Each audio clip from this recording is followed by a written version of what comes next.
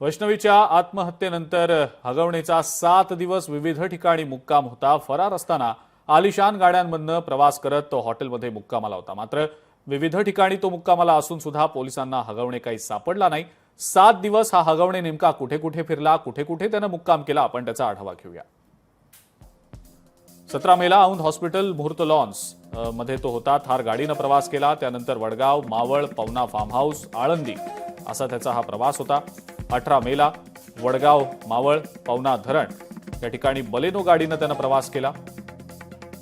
19 मेला साताऱ्याच्या पुसेगावात अमोल जाधवच्या शेतावर त्यांनी मुक्काम केला। तर 20 मेला साताऱ्यातील कोगनोळीच्या हेरिटेज हॉटेलमध्ये त्यांनी मुक्काम केला। 21 मेला कोगनोळीमध्येच प्रीतम पाटील नावाच्या मित्राच्या शेतावर त्यांनी मुक्काम केला। 22 मेला तो पुण्याला परत आला। हा सगळा घटनाक्रम आपण पाहतो आहोत।